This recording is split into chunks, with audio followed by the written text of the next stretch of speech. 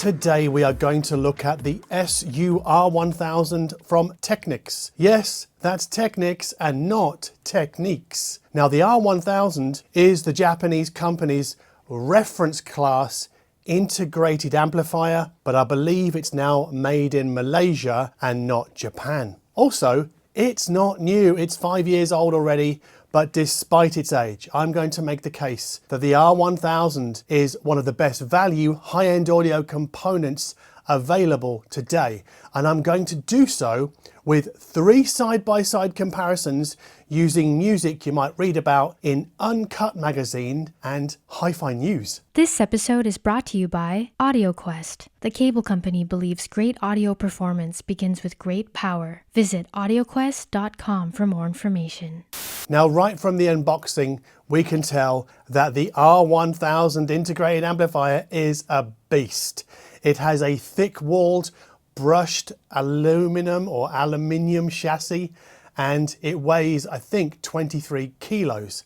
I think the front panel actually is a centimetre thick. And also on that front panel, the VU meters, they command a strong but very elegant visual presence. And if nothing else, they give us something to look at when we're streaming music, because obviously with vinyl and CDs, we have the cover art, we have the physical format, and with streaming, we got nothing. Now, front and center on that front panel is a large volume rotary whose knob feel I would describe as incredibly satisfying. Just as we would expect from an amplifier that sells for €8,500 or 10,000 US dollars. Now on the back panel, we get 2 sets of binding posts, and Technics rates the R1000's power output at I think 150 watts per channel into 8 ohms and twice that into 4. But over at Stereophile, John Atkinson has measured it at 190 watts per channel into 8 ohms. So I'll put a link to Atkinson's full suite of measurements and his interpretations of those measurements, which are very important. I'll put that link in the show notes below.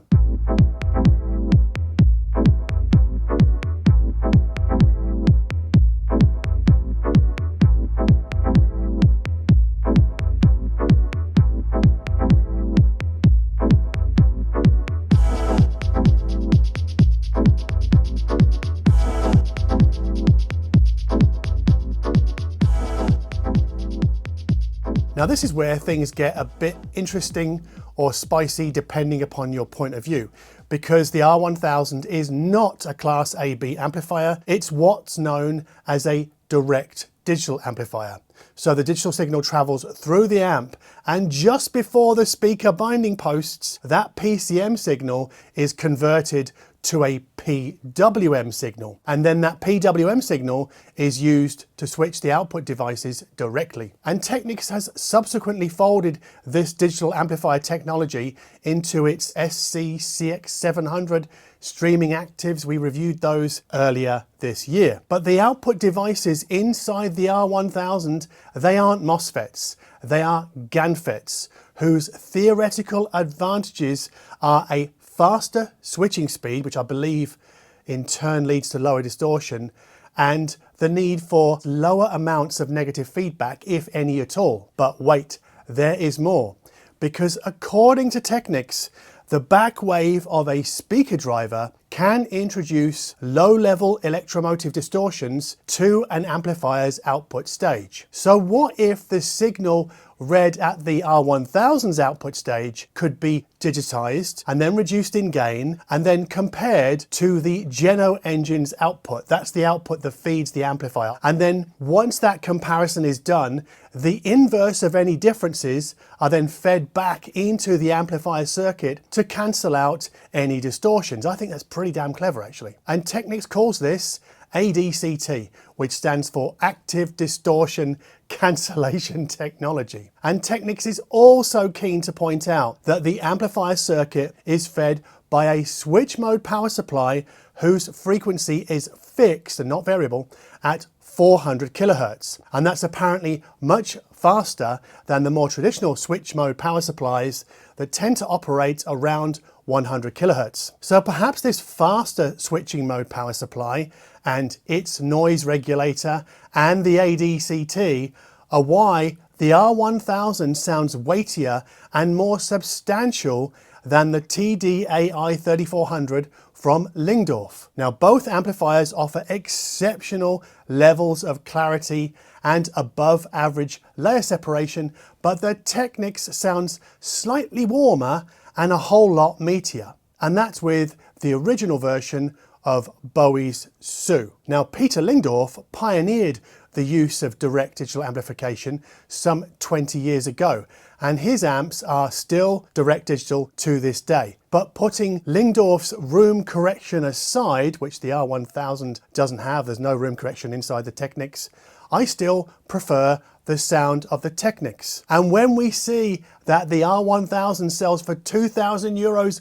more than the 3400, we realize that we get what we pay for. And yes, this was a side-by-side comparison. Now, the Technics amp's audible advantage is further extended by something called LAPC, or Load Adaptive Phase Calibration. So if we look for a button on the remote control called LAPC, when we press that button, the R1000 sends a series of test signals into the speakers.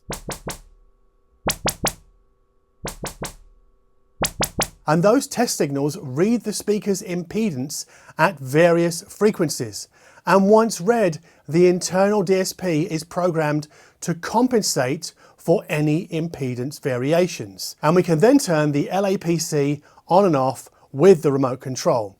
So I did the A/B comparison and found that with LAPC on, I heard slightly more kick in the low end of Orbital's Lush, and maybe I heard less grain in the treble when listening to Dark Side, but that's a maybe on that second quality. So yeah, it wasn't a night and day improvement, but it was still an improvement. And maybe we'd get a more radical shift or more radical improvement from LAPC being turned on from a lesser quality speaker than the Vivid Kaya 45 that you see behind me.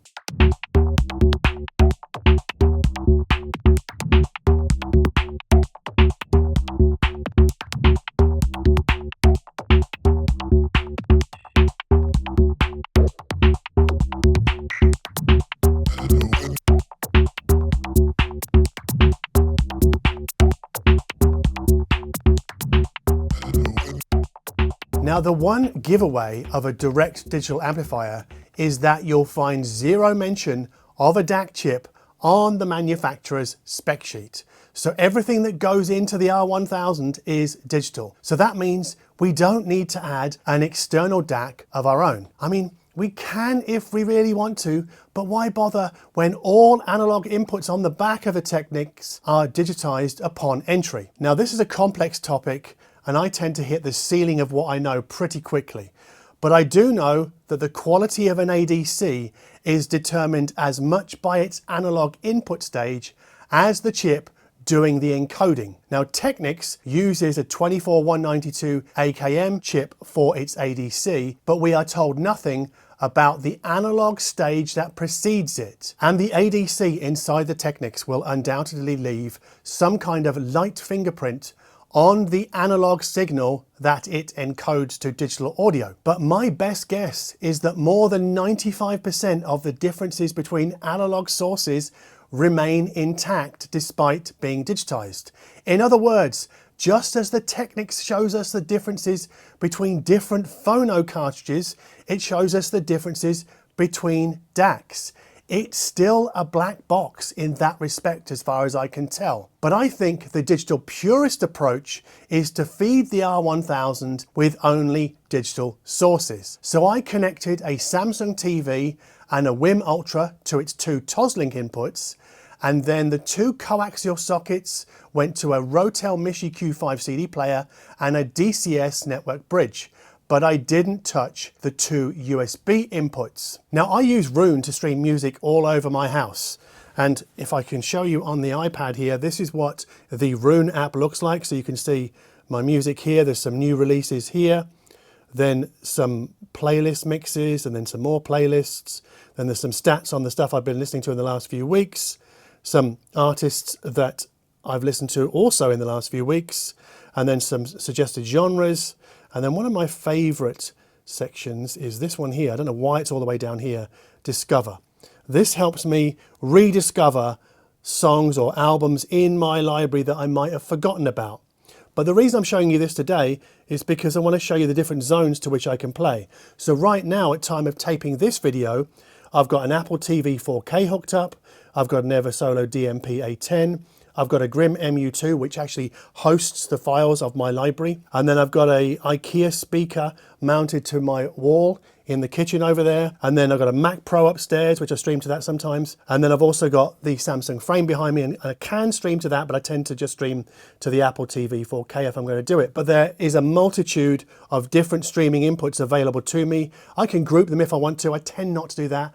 I don't really understand necessarily multi-room streaming for people that live in small apartments like this one, because personally, if I want to hear music upstairs, I just turn it up down here. But anyway, that's a basic look at what Roon looks like and what it can do. And I would like to thank Roon for sponsoring this video.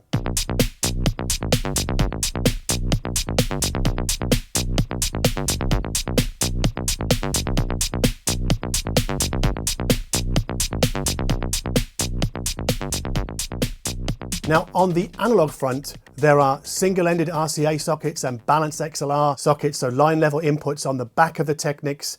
And there are also single-ended RCA and balanced XLR phono inputs.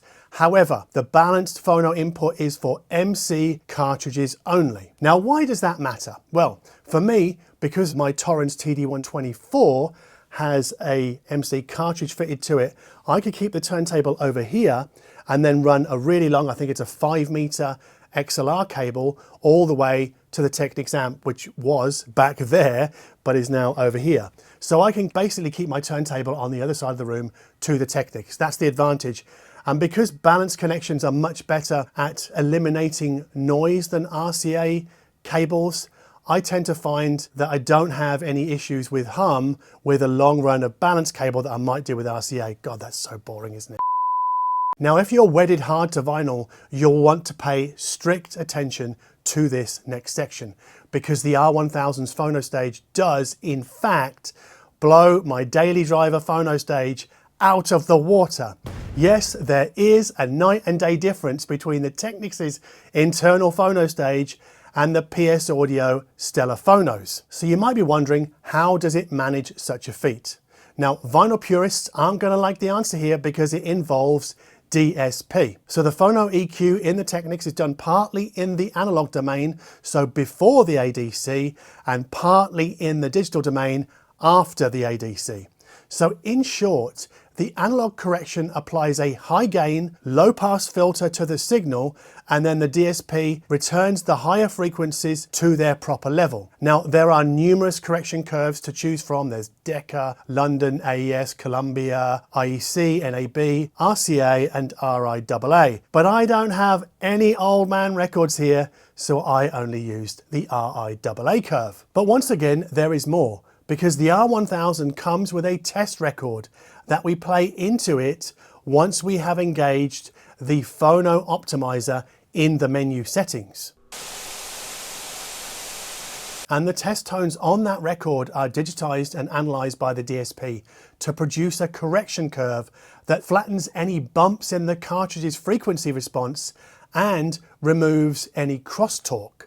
Now, the umbrella term used by Technics for all of this wizardry is Intelligent Phono EQ. And as with LAPC, we can turn the phono optimization component on and off with the remote control. And frankly, it's not even close. Phono optimization on wins every time, and by a significant margin. I mean, I have never heard the Future Sound of London on vinyl sound as good in this room as through this amplifier. And that's because complex music sounds so well organized and much easier to comprehend, which makes it easier to listen to something like Craig Finn's Always Been, and for longer periods. And with that record, the phono stage and its DSP correction carve out more space for the smaller sounds to breathe.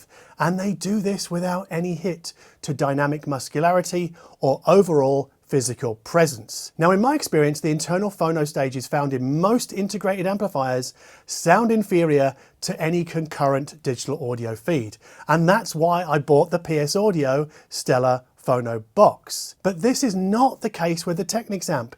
Its vinyl performance is every bit as wonderful as its digital audio performance.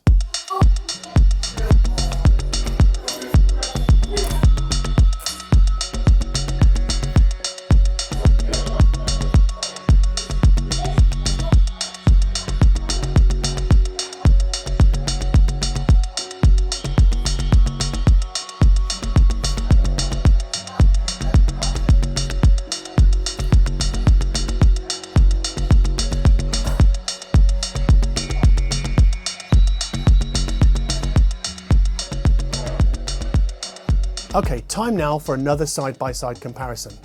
As an amplifier, the R1000 can't compete with the Class D Marantz Model 10, which I think loads floating points' cascade with even more inner spaciousness and depth. And we wouldn't expect the Technics to compete with the Marantz when the Marantz sells for nearly twice the asking price. But the Technics' internal handling of an SL-1300G's output is more coherent than the Marantz's all analog phono EQ, and the Marantz doesn't have a balanced input either. Now that's with a Zoo DL103R fitted to the Technics table, and I'll have more to say about the Marantz in a few weeks, but know that it's a similar story with the Torrens TD124 and its Ortophon SPU. And if I were only playing vinyl, I might be tempted to sell the PS Audio box and never unplug the R1000. Alternatively, I could use the Technics' tape output or its pre-outputs to feed another amplifier,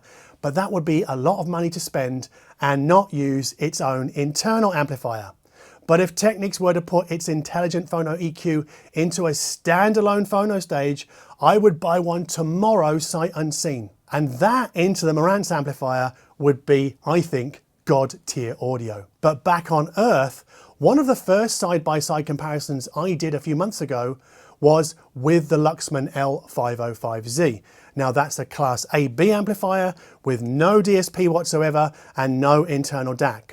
And the Luxman's phono stage is all analog and limited to RCA hookups. Now, bucking any preconceptions about direct digital amplifiers sounding a bit emaciated, the Technics sounded heftier and marginally warmer than the Luxman, which was a surprise for me. Now the Luxman in turn, I think is fleeter of foot in its handling of microdynamics, especially on Brendan Muller's Rooted, and for fans of early Prince playing only on a piano, the Luxman will be the more satisfying choice when judged solely from a tonal perspective. But the Luxman cannot match the Technics on layer separation and all-round musical insight. So if you want to hear deep into a recording, you want the Technics. I think all-in-one amplifiers like the SU-R1000 have a strong future in hi-fi, not least because they appeal to people who don't want active speakers, but who still favour a more minimalist aesthetic. So these are people who, cables aside, want to physically separate their amp and their passive loudspeakers so they can upgrade either at any time. And this for me is the sweet spot, I think, of Future-Fi. And the SU-R1000 is an extremely compelling piece of Future-Fi, even with the absence of streaming and room correction. So this is the integrated amp for anyone not wanting to buy an external phono stage or an external DAC. And I'll stop short of using the B word because there is no best in hi-fi, there's only best for you. And if the SU-R1000 sits beyond your budget, then it's not best for you, quite obviously. But my goodness, this is one heck of an integrated amp. Anyway, that's all from me for today. Subscribe here on YouTube if you want to, and hit us up on Patreon, where I'm now posting my daily music choices to the free tier. So it won't cost you a dime if you don't want it to. And as always, thank you ever so much for watching.